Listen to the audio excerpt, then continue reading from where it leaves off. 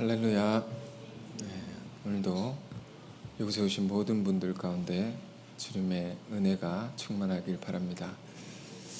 오늘 함께 나눌 하나님 말씀은 사도행전 5장을 보겠습니다. 5장 17절에서 20절 그리고 41절, 42절 보겠습니다. 사도행전 5장 17절에서 20절 41절에서 42절. 제가 읽겠습니다.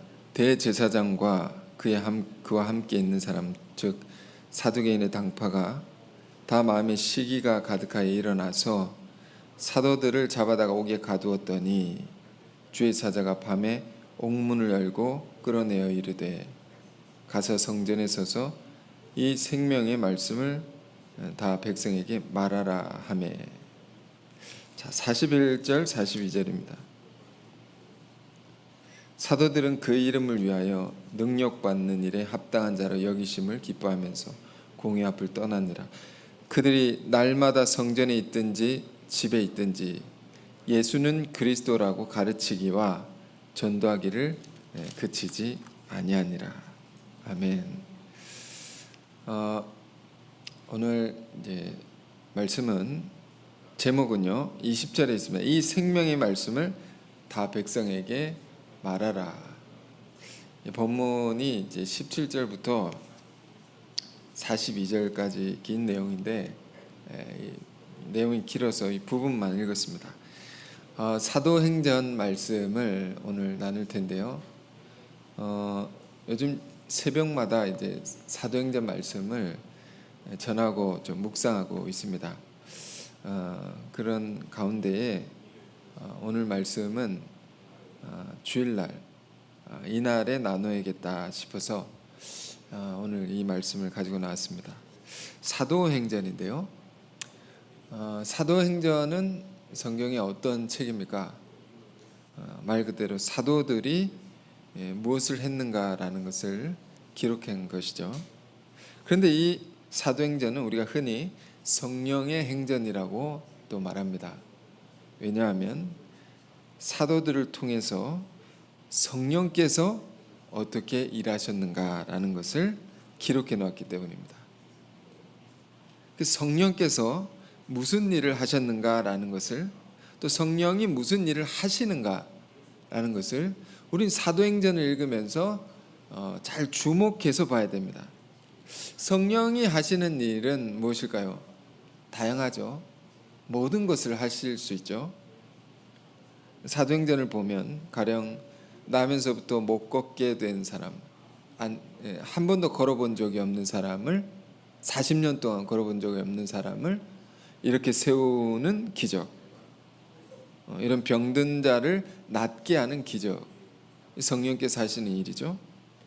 또 뒤에 보면 한 10장에 보면 베드로와 고넬료, 전혀 만나기 힘든 두 사람이 만나게 되는, 그런 사람을 연결하고 만나게 하는 것도 성령께서 하시는 것입니다. 또 성령은 초대교회 보면 날마다 성전에 모이기를 힘쓰니라. 모이게 하는 것이 성령의 또 역사인 것이죠.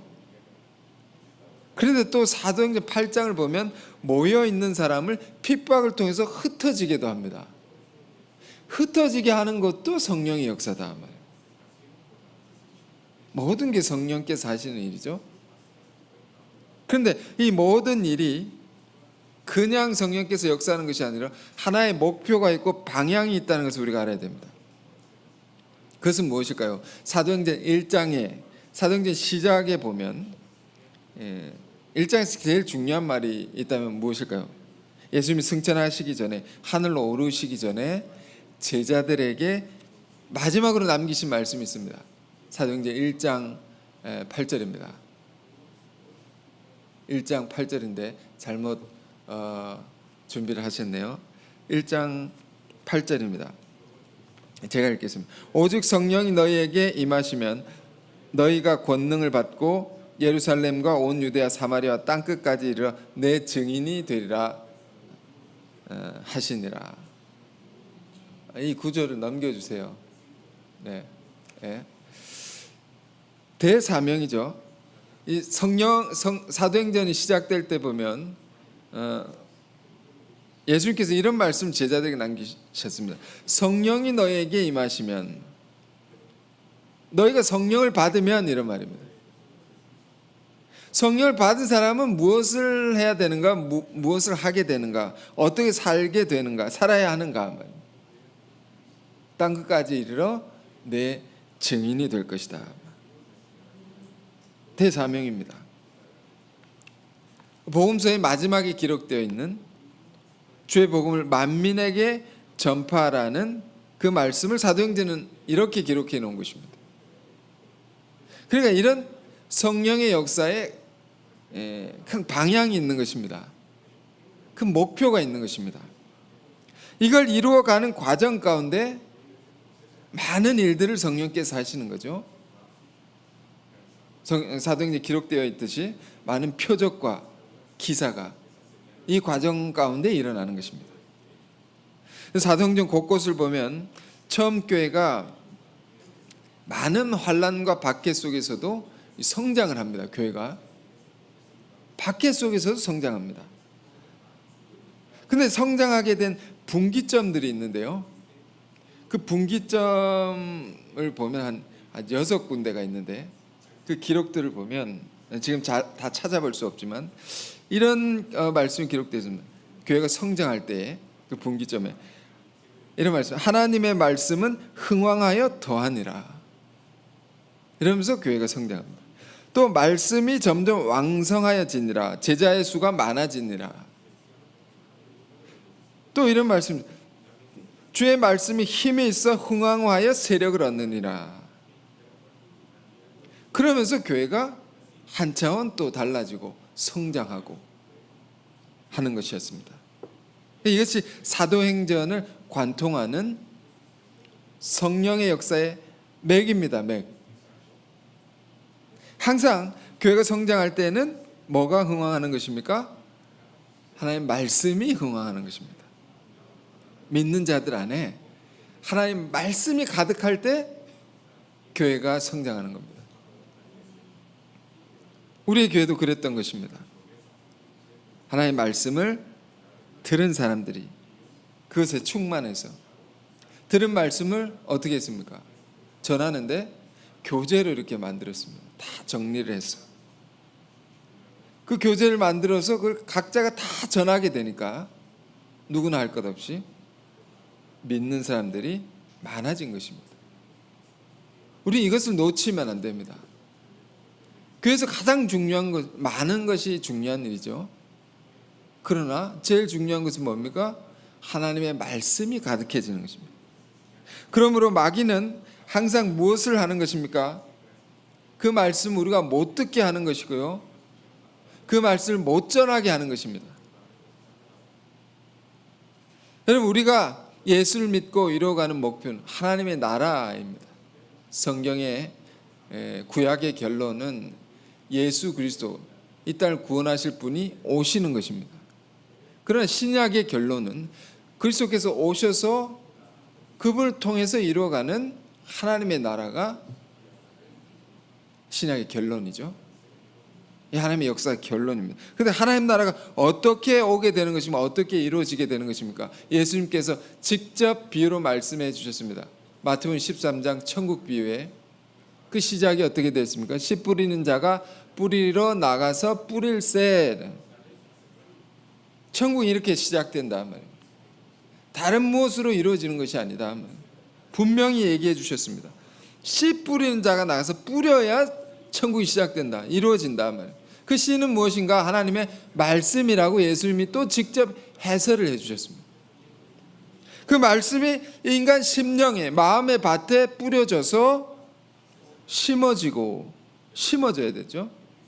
어떤 경우는 안 심어지고 어떤 경우는 엉뚱한 데 뿌려지고 그런 일들이 있지만 결국에는 이것이 심어질 때 하나님 나라가 이 심령 안에서 시작되고 외적으로 확장되는 것입니다. 그래서 자라나는 것입니다. 이것이 하나님의 역사인 것입니다. 자, 그러니까 말씀이 전해지는 것이 중요하구나. 사도행전에 이런 맥락을 우리가 기억하고 오늘 본문을 좀 보기를 원하는데요. 오늘 성경을 좀 많이 읽을 것입니다. 17절부터 41절까지 쭉 볼 텐데 42절까지. 자, 보겠습니다. 대제사장과 그와 함께 있는 사람 즉 사두개인의 당파가 다 마음에 시기가 가득하여 일어나서 사도들 잡아다가 옥에 가두었더니, 근데 이 앞에는 어떤 일들이 일어났습니까? 2장에서부터 120명의 예수님의 제자들이 또 사도들이 성령을 받아서 혀가 풀리고 말을 하게 되죠. 특히 사도들이 설교를 하게 됩니다. 설교를 하게 되는데 그 설교를 들은 사람들이 많이 변화되어서 교회가 크게 갑자기 성장하게 되죠. 그런데 그것을 전하다가 이것을 싫어하는 사람들이 종교 지도자들이었죠. 당시 성전을 담당한 사람들, 그들이 사도들을 붙잡아서 종교 재판을 하는 장면이 4장에 기록되어 있습니다.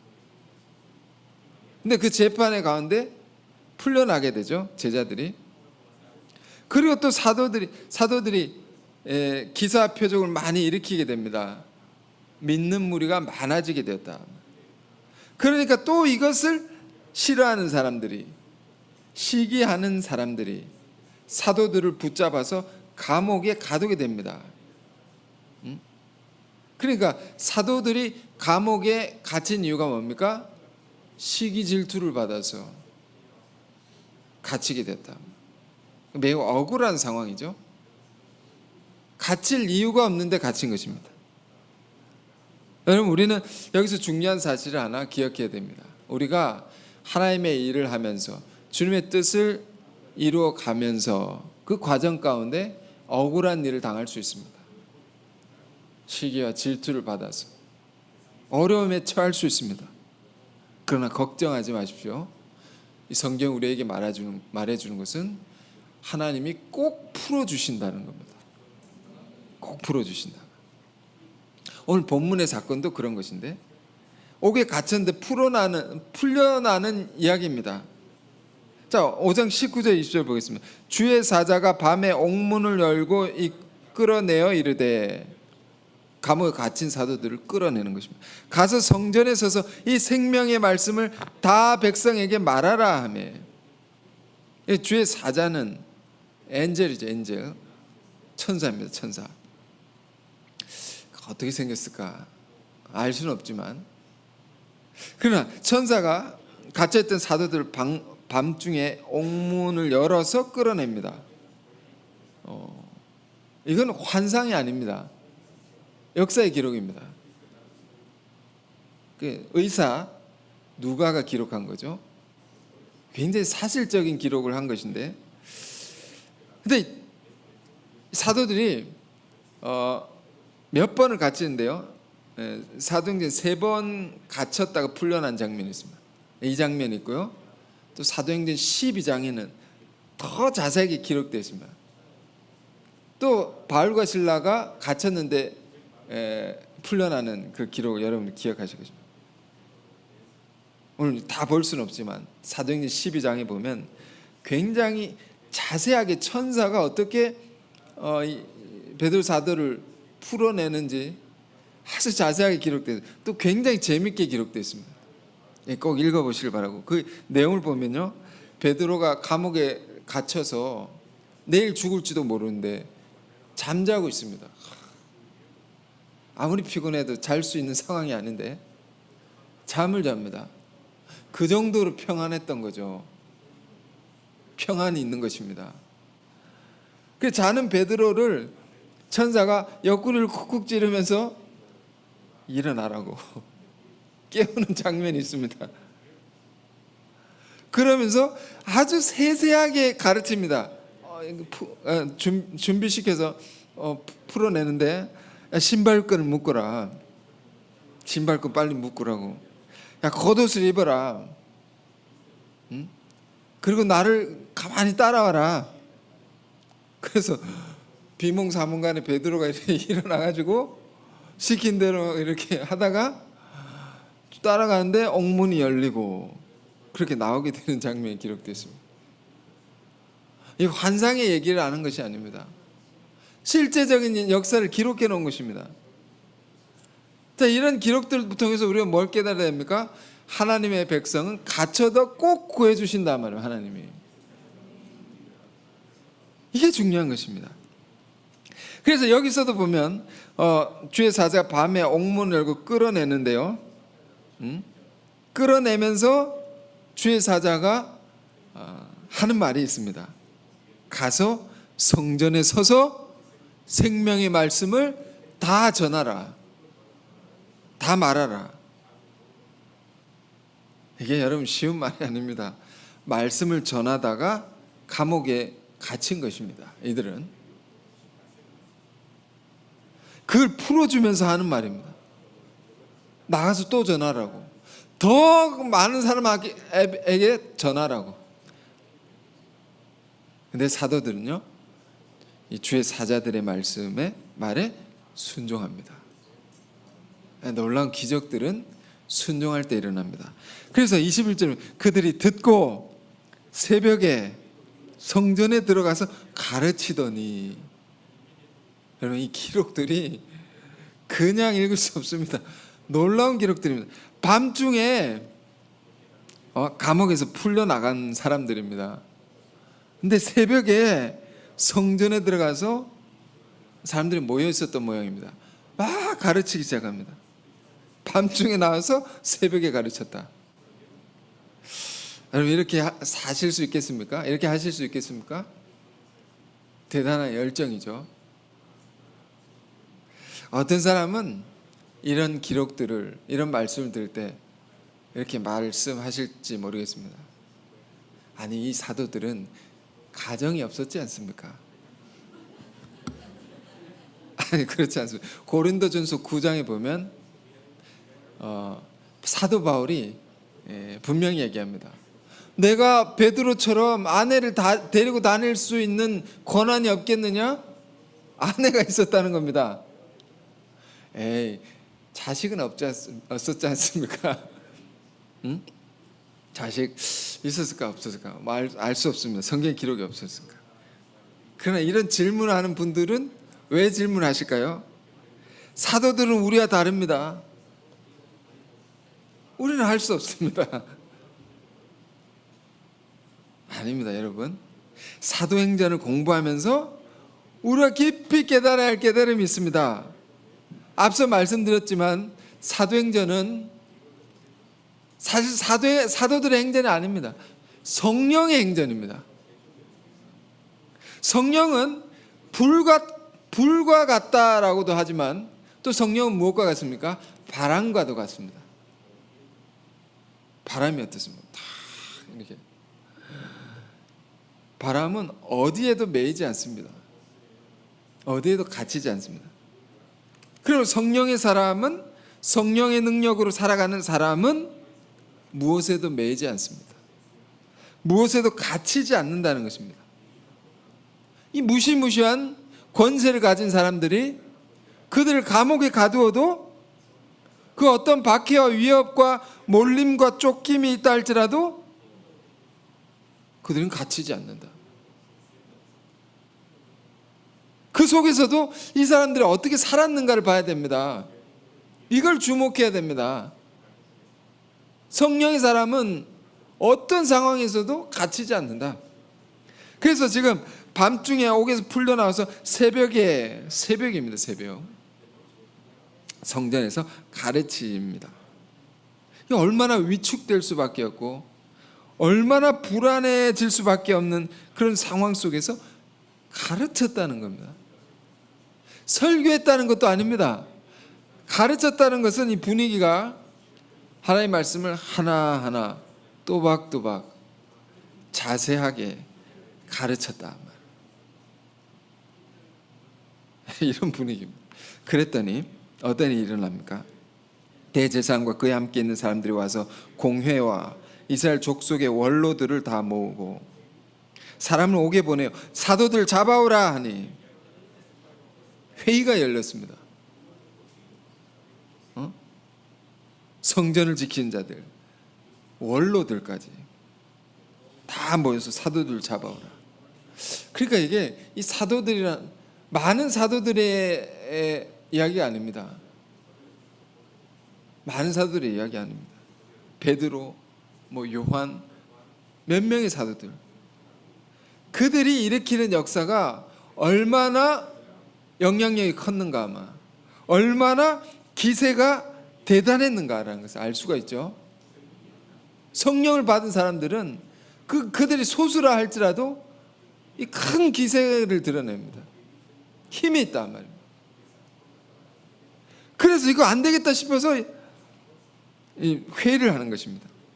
사도들을 잡아오라 하니, 근데 잡아올 수가 없죠. 나갔으니까. 그래서 부하들이 가서 옥에서 사도들을 보지 못하고 돌아와 이르되,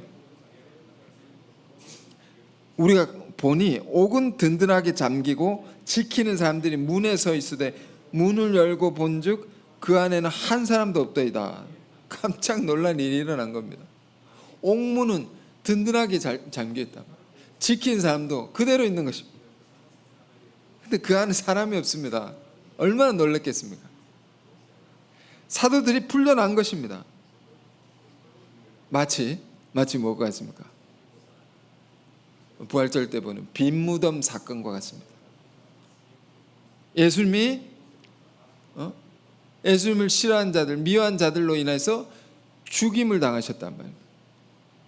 근데 죽으셔서 무덤에 갇혀 계시지 아니하시고 그는 이곳에 계시지 아니하니라. 천사들의 말이 있었죠. 부활하셨다. 무덤에 갇히지 않으셨다. 그것처럼 지금 똑같은 비슷한 상황이죠. 사도들도 주님을 본받아 그런 역사를 쓰고 있다는 것을 이 기록자는 말하고 싶은 것입니다. 이 기록 속에는 예수님과 같은 그런 역사를 동일하게 사도들이 일으키고 있다라는 것, 그런 의도로 기록해 놓은 것입니다. 그래서 한 사람도 없다 하니 성전 맡은 자와 제사장들이 이 말을 듣고 의혹하여 이 일이 어찌 될까 하니 사람들이 와서 알리되 보소서. 또 사람들이 왔습니다. 옥에 가두었던 사람들이 성전에 서서 백성을 가르치더이다 하니 기가 막힌 노릇입니다. 가둬놓던 사람들이 어디 갔는지 찾을 수 없었는데 또 나가서 가르치고 있는 것입니다.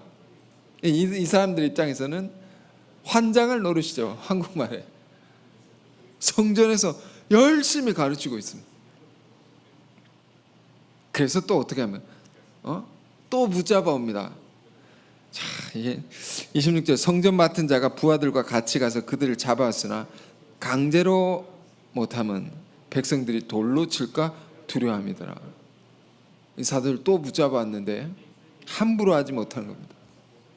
사도들이 이를 믿고 따르는 백성들이 있기 때문에.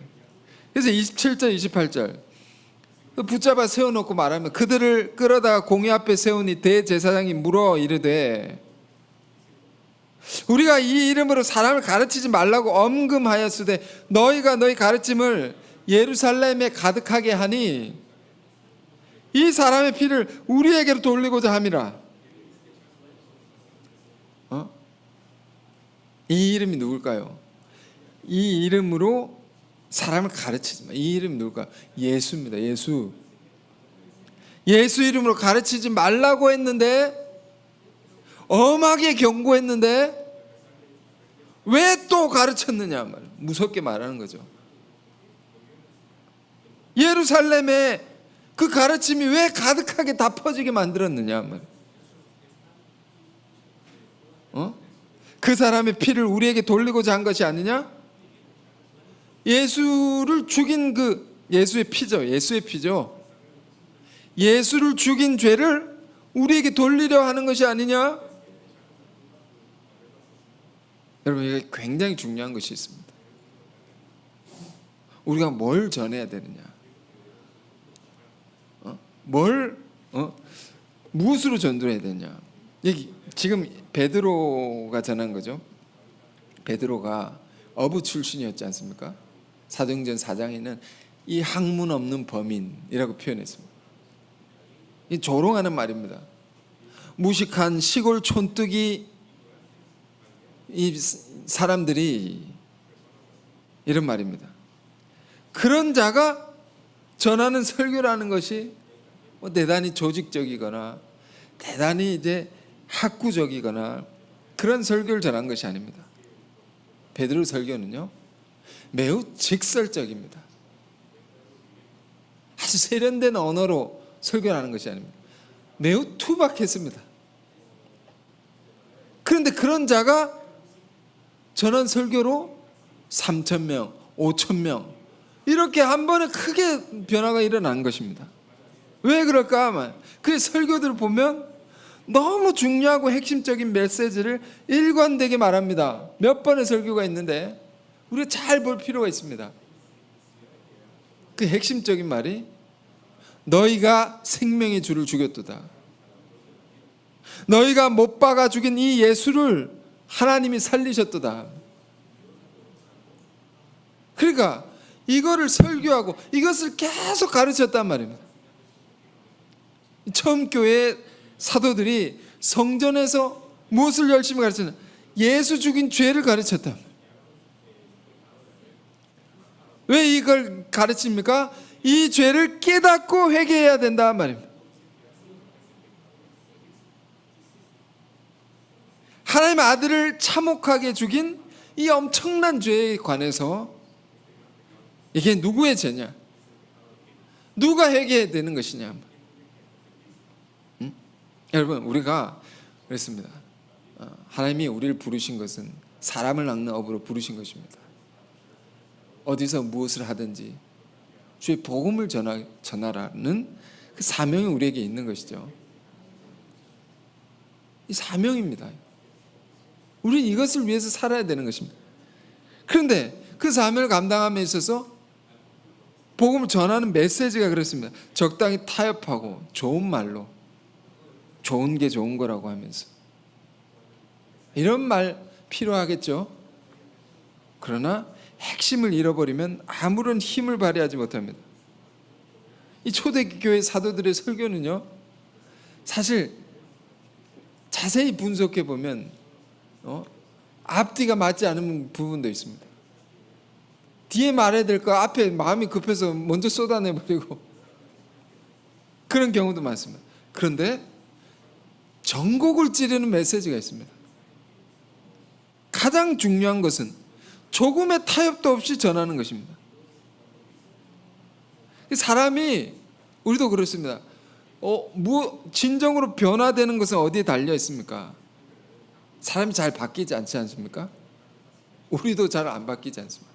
예수 믿고 크게 바뀌었는데 또 살다 보면 또 타성에 젖어 살아가고 죄의 습관대로 살아가고. 그러나 변화되는 것은 어디에 달린 것입니까? 죄를 깨닫는 것입니다. 죄를. 내가 일이 안 되고 내 삶에 어려움이 있고 이럴 때는 자기 죄를 돌아봐야 됩니다. 내가 하나님의 뜻을 거스르고 말씀을 거스르고 사는 그런 것이 있지 않느냐, 이걸 분명히 깨닫고 봐야 됩니다. 그것을 깨닫고 진정으로 회개할 때 바뀌는 겁니다. 나도 바뀌고 상황도 바뀌는 겁니다. 그런데 죄를 회개해야 되는데 무슨 죄를 회개해야 됩니까? 많은 죄, 우리가 회개해야 될 죄가 많죠. 그러나 가장 중요한 것을 말한 겁니다. 예수 죽인 죄를 회개해야 된다. 아니 나는 예수님이 2000년 전에 사셨는데요, 그분이 죽으신 것과 오늘을 사는 내가 무슨 관계가 있습니까? 너무 그 시간적 간격이 있지 않습니까? 그럼 이걸 좁혀야 됩니다. 예수 십자가에 못 박은 자들의 죄가, 예수를 못 박은 자들의 죄가 오늘 사는 나에게 똑같이 있다라는 걸 깨달을 때 이 깊은 회개가 일어나야 됩니다. 우리 안에 이게 필요한 것입니다. 이 땅의 모든 부흥 운동은 회개 운동으로 시작했습니다. 자기 죄를 깨닫고 그걸 눈물로 회개할 때 놀라운 역사가 일어난 것이죠. 그래서 지금 사도들을 붙잡아 놓고 지금 신문하는 자들이 스스로 찔렸던 것 같습니다. 너희가 예수 이름을 가르치지 말라고 했는데 왜 또 가르쳤느냐? 예수 죽인 죄를 우리에게 뒤집어 씌우려고 하는 것이 아니냐? 그러니까 이렇게 말합니다. 29절 30절 베드로와 사도들이 대답하여 이르되 사람보다 하나님께 순종한 것이 마땅하니라. 내가 왜 너희 말을 듣겠냐 말입니다. 하나님의 말씀 듣지.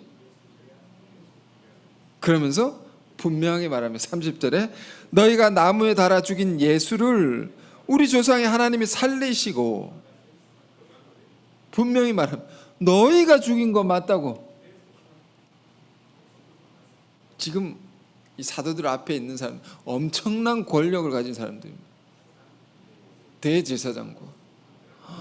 그러니까 예수님을 십자가에 못 박은 사람들이 있는 거죠. 무서운 것입니다.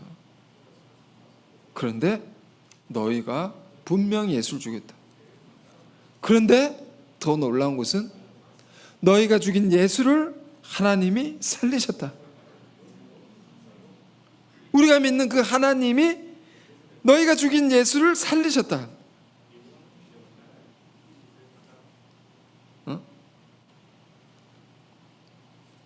예나 지금이나 복음을 전하는 것을 해방하는 자들이 쓸 수 있는 가장 강력한 방법이 뭡니까? 죽이는 것입니다. 처음에는 위협하는 것이고 그게 안 되면 죽이는 것입니다. 죽이면 끝날 거라고 생각하니까요. 이보다 강력한 무기는 없는 것입니다. 그런데 믿는 자들 안에는 더 강력한 무기가 있습니다. 부활신앙이라는 것이 있습니다. 부활신앙. 너희가 죽였으나 하나님은 그를 다시 살리셨다. 너희가 죽였으나 그를 여러분, 이 말 속에는 아주 놀라운 것이 있습니다. 너희가 예수의 복음을 전하는 것을 너희가 막아도 안 되고 죽여도 안 된다. 이래도 안 되고 저래도 안 된다. 안 될 걸 그만해라라는 겁니다. 그만하고 너희가 막을 수 없는 이 놀라운 하나님의 능력을 보고 너희는 굴복하라, 순종하라. 엄청난 말을 하고 있는 거죠. 여러분, 우리가 믿는 믿음이 무엇입니까? 이 부활신앙이 우리의 믿음이 되어야 합니다. 죽어도 살겠고 죽었어도 다시 살린다 말이에요. 여러분, 하는 일에 어려움이 있습니까? 다시 살립니다. 망해도 다시 일으킵니다. 우리 이런 믿음 가지고 살아야 됩니다. 이걸 믿는 자 안에는 무슨 어려움을 만나도 실패가 없습니다. 절망이 없습니다. 우울할 수가 없는 것입니다. 다시 말씀드리지만 이 땅의 가장 강력한 힘은 죽이는 겁니다. 죽음보다 더 큰 힘은 없습니다. 그런데 이걸 이기는 힘이 부활이니까요. 하나님은 다 역전시켜냅니다. 이 능력을 믿고 사는 자는 누가 당해낼 수 있겠습니까? 그 믿음이 중요한 거죠. 믿음. 그러니까 우리가 살아가는 것이 다 보면 우리 자신의 능력이 없고 지혜가 없고 뭐 가진 것도 없고 이런 것들이 우리는 많은 그런 것에 우린 절망하고 낙심하고 주저앉고 그럴 때가 너무 많습니다. 그러나 이 주님의 말씀, 이 하나님의 말씀을 보면 그것은 우리 인생에 사실 아무 문제가 되는 것이 아니다. 아무 문제가 되지 않는다. 응? 뭐만 있으면 됩니까? 믿음이 있으면 됩니다. 어떤 믿음? 죽은 자도 살리시는 하나님의 능력을 믿는 믿음. 다 일어납니다. 다 바꿔냅니다. 그래 이 부활 신앙이 사도들 안에 깊이 들어와 있는 것입니다. 이렇게 들어와 있는 것입니다. 그러니 이렇게 말을 할 수 있는 거죠. 전 지난주 우리 교회 공동체 안에 새롭게 시작하는 큰 프로젝트를 위해서 기도하는 모임에 참여했습니다. 큰 일을 이제 우리가 함께 이뤄가는 것인데요. 우리의 현실은 이걸 이룰 수 없고 해낼 수 없습니다.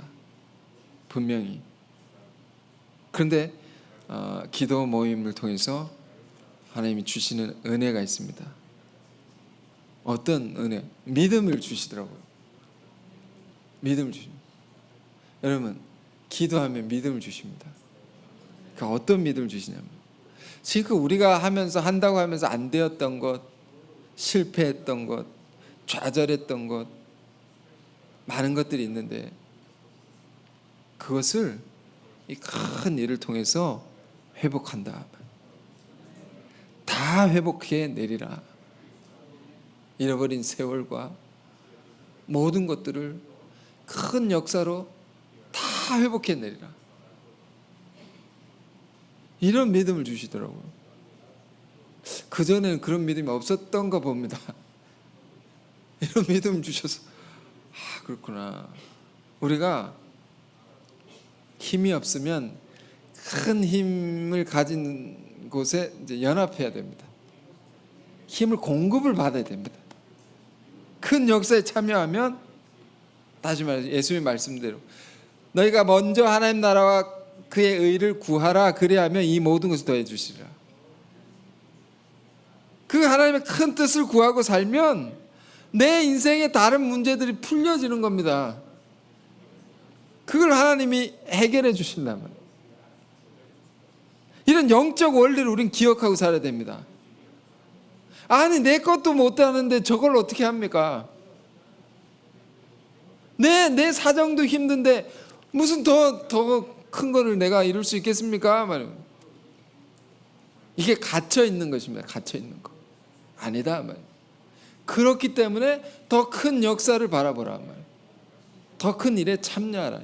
거기에 연합하라는. 그런 이런 믿음이 싹 들어오더라고요. 여러분 안에 이런 은혜가 있길 또 원합니다. 이런 믿음을 갖기를 원합니다. 자, 이 말씀을 보면서 그런 믿음을 우리가 가질 수 있습니다. 지금 사도들이 붙들려서 붙잡힌 자리에서 하는 담대한 말을 보십시오. 예수를 죽인 사람들 앞에서 자기도 죽일 수도 있는데 이런 말을 한 겁니다. 30절, 너희가 나무에 달아 죽인 예수를 우리 조상의 하나님이 살리시고 이스라엘에게 회개함과 죄사함을 주시려고 그를 오른손으로 높이사 임금과 구주로 삼으셨느니라. 임금, 왕입니다. 왕. 구원해 줍니다. 여러분, 이것이 우리는 이미 이렇게 믿고 있기 때문에, 예수님을 따르고 있기 때문에 당연하다 생각해서 잘 다가오지 않지만, 지금 이 말을 누가 듣고 있습니까? 예수를 죽인 사람들입니다. 성전을 지키는 사람들, 대제사장들. 어떻게 들렸을까요? 자기들이 죽인 예수를 하나님이 살려주셨다고 하고 백성들이 그를 왕으로 구주로 삼으셨다. 큰 도전입니다. 엄청난 도발입니다. 그러면서 우리는 이 일의 증인이요, 하나님이 자기에게 순종한 사람들에게 주신 성령도 그러하니라. 우리가 증인이다. 성령도 증인이다. 그들이 듣고 크게 노하여 사도들을 없이하고자 할 때 너무 화가 난 것입니다. 듣고 자기들의 잘못을 깨닫고 회개해야 될 텐데, 그러면 이들도 살 수 있었을 텐데 어리석은 거죠. 크게 화를 냈단 말이에요. 그리고 사도들을 죽여야 되겠다 작심을 합니다. 그런데 이때 또 놀라운 성령의 역사가 일어납니다. 한 지혜롭고 훌륭한 사람이 나타납니다. 하나님이 예비하신 사람이죠. 여러분, 이런 것 하나하나가 다 성령의 역사입니다. 우리가 하나님의 뜻을 이루어갈 때 만나는 사람, 누구와 대화하는 것들, 내가 보게 되는 것들, 다 우리가 기도하면서 그 일을 하면 다 하나님께서 봐야 할 것을 보게 하시고 만나야 할 사람을 만나게 하시고, 우리가 그때 해야 할 때를 알게 하시고 그때 해야 할 것을 알게 하시고, 다 성령의 역사입니다. 지금 엄청난 위기 속에 죽을 수도 있는, 사도들이 죽을 수도 있는 이 상황 속에 하나님께서 좋은 사람을 예비하셔서 사도들을 보호하시고 풀려나게 합니다. 그가 누굽니까? 34절입니다. 바리새인 가말리엘이라는 사람. 가말리엘은 율법 교사로 율법 가르친 사람이죠. 모든 백성의 존경을 받는 자라. 공회 중에 일어나 명하여 사도들을 잠깐 밖에 나가게 하고, 할 말이 있다 하면서 나가게 하고 지금 말을 하는 것인데요. 이 가말리엘이라는 사람은 우리 사도 바울이죠.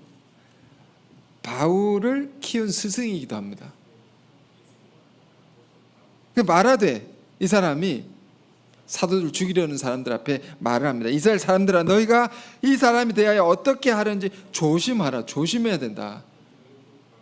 이전에 드다라는 어떤 사람이 있었는데 그가 일어나 스스로 선전하며 사람이 약 400명이나 따르더니 그가 죽임을 당하며 따르던 모든 사람들이 흩어져 없어졌고, 그 후에 호적할 때 갈릴리 유다가 일어나 백성을 꿰어 따르게 하다가, 유다라는 또 다른 사람이 있었습니다. 그 사람이 막 사람들 선동해서 막 따르게 하다가 그도 망한즉 따르던 모든 사람들이 흩어졌느니라.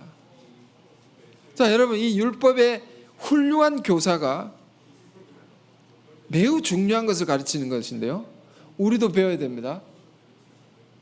자, 잘 배워야 됩니다. 38절 39절 이제 내가 너에게 말합니다. 이 사람들 상관하지 말고 버려두라.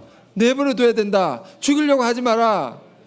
이 사상과 이 소행이 사람으로부터 났으면 무너질 것이요, 만일 하나님께로부터 났으면 너희가 그들을 무너뜨릴 수 없겠고 도리어 하나님을 대적하는 자가 될까 하노라.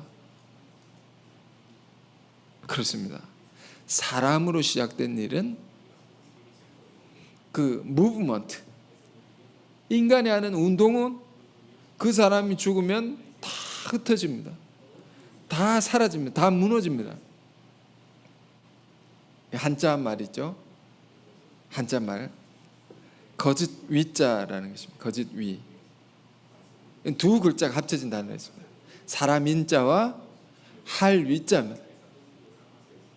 이 두 글자가 합쳐서 거짓 위자가 됩니다.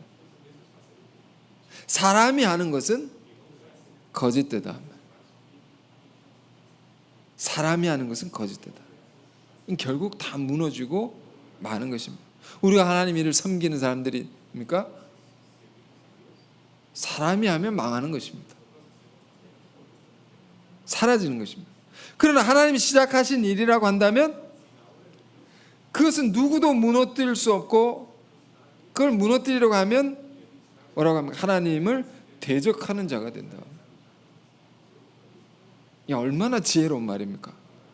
얼마나 정확하고 옳은 말입니까? 그러니 이 스승이, 이 유명한 존경받는 선생이 말하는 것입니다. 너희가 실수하지 말라. 어리석은 행동을 하지 말라. 내버려두라. 저들이 사람이 하는 일을 한다고 하면 스스로 무너질 텐데 너희가 왜 죽이려고 하네? 내버려두라. 40절에 그들이 옳게 여겨. 맞다.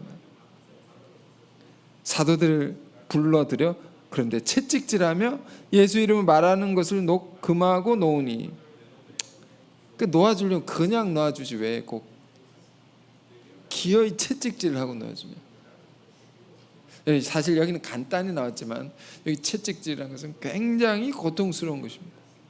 예수님도 받으신 이 채찍질인데, 이 끈 같은 데서 동물 뼈랑 쇠 조각을 이렇게 다 박아 놓은 것입니다. 그걸 치는 것입니다. 주님이 당한 것과 같은 너무도 고통스러운 일들을 사도들이 당한 것이죠. 그런데 41절 뭐라고 되어 있습니까? 사도들은 그 이름을 위하여 능력받는 일을 합당한 자로 여기심을 기뻐하면서 공의 앞을 떠나니라. 예수 이름을 위하여 능력받는 것을 우리가 마땅히 받는 것이다. 그러면서 기뻐했다. 제가 어제 그 기도 모임 참석하면서 인도를 비롯한 남아시아를 섬기시는 선교사님의 간증을 듣게 됐습니다. 엄청나게 큰 땅이더라고요. 인도 인구만 14억이 넘고 중국 인구를 추월했다고 합니다. 그리고 그 남아시아에 원래 한 나라였다가 분리된 나라들 있지 않습니까? 그 남아시아의 나라, 엄청난 인구가 있더라고요. 그런데 요즘에 그곳에 그 대륙에 복음을 가르치고 많은 사람들이 예수를 믿기 시작했습니다. 훌륭한 리더들이 이제 생겨나고 자라고 있는 것인데, 그런데 그러다 보니까 무슨 일이 생기냐? 예수 믿고 가르치는 것 때문에 협박이 온다고 합니다. 협박. 이메일을 받는데 계속 이렇게 가르치면 내 목숨이 보장할 수 없을 거라고, 이런 협박의 메일도 받고 어떤 경우는 구타도 당하고, 그런 얘기를 성도님이 하시더라고요. 사도들의 오늘 이런 말씀을 이렇게 쭉 보는 중에 있는데, 이런 이야기들이 저분들에겐 지금 실제 상황이구나, 이런 생각이 들었습니다. 여러분 기도해 주십시오. 기도해 주십시오. 그리고 우리가 이렇게 자유롭게 예수를 믿고 예배하고, 우리 전도가 힘들다 하지만 전도할 수 있다는 것이 얼마나 큰 복인지 우리가 알길 원합니다. 자유롭게 전도를 할 수 있다. 자유롭게 예배할 수 있다. 얼마나 큰 복입니까? 이 사도들은 고통스러운 이 능력을 받았다라고 했습니다. 수치스러운 일을 당하고 능력을 당했다. 그러고 나서 이들은 무엇을 했습니까? 힘들고 지쳐서 이제 좀 쉬어야지, 이 괴로움을 좀 어떻게 회복해야지, 그렇게 위축되어 있었던 게 아니고 이래서 성령의 역사입니다. 42절, 그들이 날마다 성전에 있든지 집에 있든지 어디에 있든지 말입니다, 예수는 그리스도라고 가르치기와 전도하기를 그치지 아니하니라. 그치지 아니했다. 계속하였다. 자, 여러분, 이 사도들의 이야기가 우리와 먼 이야기로 들리지 않기를 원합니다. 이 이야기가 우리 삶을 깨우는 것이 되길 바라고, 우리 삶에 큰 도전을 주는, 새로운 도전을 주는 그런 말씀이 되기를 원합니다. 우리 삶이 진정 복음을 전하는 일을 위해서, 하나님의 나라와 뜻을 위해서 우리가 살아가다 보면요, 우리도 이런 기적이 일어날 수 있습니다. 기적을 체험할 수 있습니다. 그 어떤 매임과 갇힘의 상황에 있어도 하나님이 다 풀어주십니다. 어떤 위험한 상황에 있어도 다 건져내 주십니다. 우리도 곰곰이 생각해 보면, 우리 이 교회 공동체를 통해서 이루어진 하나님의 역사들을 보면 정말 이런 기적이었습니다. 이런 기적들이 무수히 많이 일어났던 것입니다. 그때 그것의 이야기가 아닙니다. 오늘 우리에게 동일하게 일어날 수 있는 살아있는 역사입니다. 그러므로 여러분, 우리가 무엇을 하든지 깨어 정신을 차리고 하나님의 나라와 의를 위해서 살길 원하고 생명의 말씀을 전하기 위해서 이 대사명을 이루기 위해서 살아가는 모두가 되기를 바랍니다. 올해 2024년 이 선교 대회 이제 여름에 아주 19일 정도 남았는데 우리가 이제 부족하지만 남은 기간이라도 우리가 이 말씀을 따라서 이 사도들의 영성, 사도들의 이 정신, 이 믿음에서 본받아서 남은 기간 잘 보낼 수 있기를 바랍니다. 기도하겠습니다. 은혜로우신 주님, 감사합니다. 우리가 우리의 삶 가운데 먹든지 마시든지 무엇을 하든지 생명의 말씀, 주의 복음 전하는 일을 우선하고 중심 삼아서 살아가게 하옵소서. 우리가 이 일을 위해서 부름받은 것임을 우리가 잊지 않게 하옵소서. 사도들이 예수 이름으로 하나님의 말씀을 전하고 가르칠 때 박해도 있고 환난도 있고 능력도 당했습니다. 그러나 성령께서 그 모든 환난에서 건져주시고 모든 매임과 갇힘으로부터 자유케 하셨습니다. 주님, 그러므로 우리도 다 성령의 사람들이 되게 하셔서 담대히 주의 뜻을 이루어가게 하옵소서. 담대히 주의 말씀을 말하게 하옵소서. 전하고 가르치게 하옵소서. 그 무엇도 막을 수 없고 가둘 수 없는 이 생명의 역사, 성령의 역사의 귀한 통로들이 다 되게 하여 주옵소서. 예수 그리스도 이름으로 기도했습니다. 아멘.